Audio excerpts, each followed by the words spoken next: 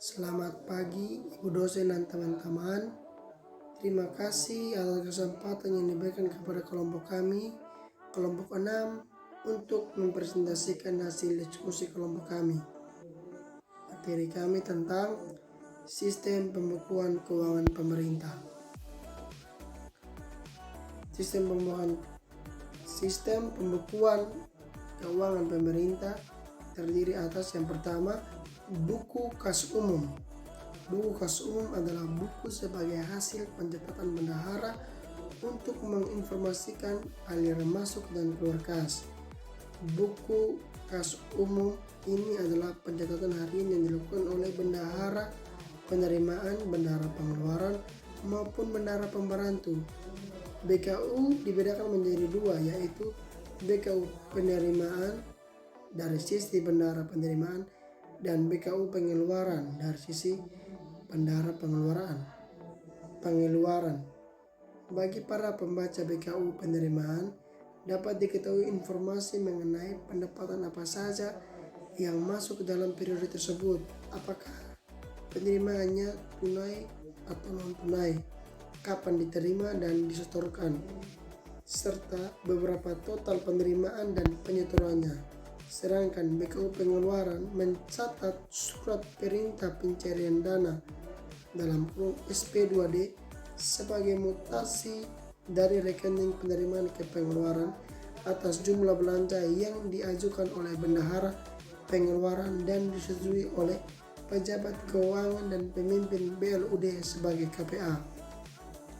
Format BKU dapat disesuaikan dengan peraturan Menteri Dalam Negeri atau Permendagri nomor 13 tahun 2006 tentang pedoman pengelolaan keuangan daerah.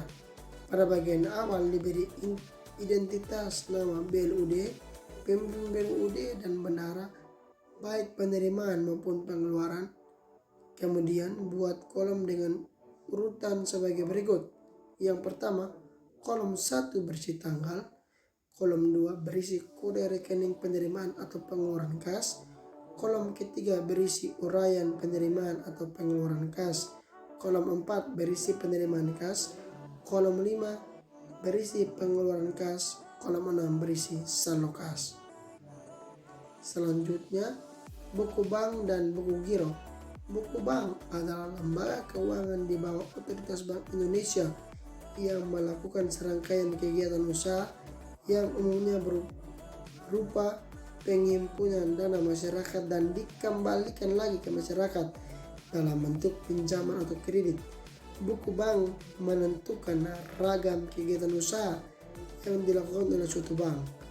Berkenaan dengan hal tersebut, Bank Indonesia melakukan kategorisasi kegiatan usaha bank berdasarkan modal intinya sesuai dengan Peraturan Bank Indonesia nomor 14/26/PBI/2012. Syarat kategorisasi buku bank dikelompokkan menjadi 4, yaitu yang pertama, buku 1, buku dengan modal inti kurang dari 1 triliun rupiah.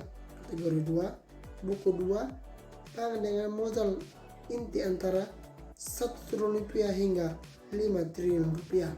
Kategori buku 3, bank dengan modal antara 5 triliun rupiah hingga 30 triliun rupiah.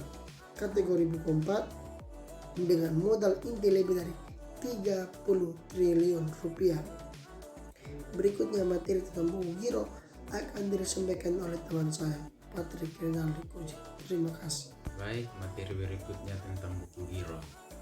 Buku giro adalah buku yang berisi tentang surat perintah pemindah bukuan. Surat perintah dari nasabah sebuah bank kepada bank yang bersangkutan untuk memindahkan sejumlah uang atau dana dari rekening nasabah tersebut kepada rekening penerima. Selain itu, istilah tersebut juga mengandung arti sebuah mekanisme pembayaran atau bisa disebut juga pencairan uang yang berlaku pada rekening giro. Sifat-sifat dari buku giro: yang pertama, tidak bisa dibayar dalam bentuk tunai. Yang kedua, pembayaran bisa dilakukan saat jatuh tempo. Yang ketiga, memiliki masa berlaku. Dan yang keempat, dapat dibatalkan langsung oleh penarik secara sepihak. Yang berikut, pembukuan uang muka. Uang muka adalah uang yang dibayarkan oleh bendahara sebelum pekerjaan dilaksanakan atau selesai, atau barang atau jasa telah diterima. Pembayaran uang muka merupakan mutasi dari kas bendahara ke penerima uang muka. Saldo kas bendahara berkurang, saldo kas uang muka akan bertambah. Pada saat pembayaran uang muka belum merupakan pengeluaran atau definit, belum diakui sebagai belanja. Pertanggungjawaban uang muka diakui sebagai belanja oleh bendahara, kwitansi LPJ sebagai dokumen sumber pembukuan realisasi belanja. Jika terdapat sisa uang muka, harus dikembalikan kepada bendahara. Jika terdapat kekurangan uang muka setelah diverifikasi, dapat dibayar kekurangannya. Selanjutnya adalah sistem pembukuan dana umum. Dana umum adalah dana yang berisi tentang pengeluaran dan pendapatan rutin suatu pemerintahan. Dana umum dipergunakan untuk mencatat sumber daya yang penggunaannya tidak dibatasi. Dana umum memiliki dua jenis laporan keuangan, yaitu yang pertama neraca, yang kedua laporan pendapatan belanja dan perubahan ekuitas. Transaksi dana umum menggunakan dua asumsi, yaitu yang pertama anggaran tahunan diadopsi dan berdasarkan konsep Generally Accepted Accounting Principle.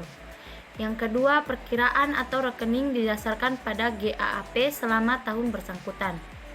Anggaran atas dana umum terbagi menjadi tiga, yaitu yang pertama, anggaran tahunan diadopsi pada basis modifikasi akrual dan telah diindikasikan sebelumnya bahwa tidak ada perbedaan antara anggaran yang disusun dengan GAAP. Yang kedua, anggaran diapropriasi untuk pengeluaran atau belanja operasi berdasarkan fungsinya dan untuk pengeluaran modal, pengeluaran untuk biaya pinjaman yang dibuat secara langsung. Yang ketiga, anggaran tidak termasuk apropriasi atau interview transfer, tetapi diasumsikan bahwa interview transfer disetujui terpisah oleh lembaga pemerintahan. Yang terakhir adalah sistem pembukuan dana khusus. Dana khusus adalah dana yang bersumber dari pendapatan APBN yang dialokasikan kepada daerah tertentu dengan tujuan untuk membantu mendanai kegiatan khusus yang merupakan urusan daerah dan sesuai dengan prioritas nasional. Program yang menjadi prioritas nasional dimuat dalam rencana kerja pemerintah dalam tahun anggaran bersangkutan. Kemudian Menteri Teknis mengusulkan kegiatan khusus yang akan didanai dari dana khusus dan ditetapkan setelah berkoordinasi dengan Menteri Dalam Negeri, Menteri Keuangan, dan Menteri Negara Perencanaan Pembangunan Nasional sesuai dengan rencana kerja pemerintah. Kriteria pengalokasian dana khusus yaitu yang pertama, kriteria umum. Dirumuskan berdasarkan kemampuan keuangan daerah yang tercermin dari penerimaan umum APBD setelah dikurangi belanja PNSD. Yang kedua, kriteria khusus. Dirumuskan berdasarkan peraturan perundang-undangan yang mengatur penyelenggaraan otonomi dan karakteristik daerah. Yang ketiga, kriteria teknis yang disusun berdasarkan indikator-indikator yang dapat menggambarkan kondisi sarana dan prasarana serta pencapaian teknis pelaksanaan kegiatan di daerah.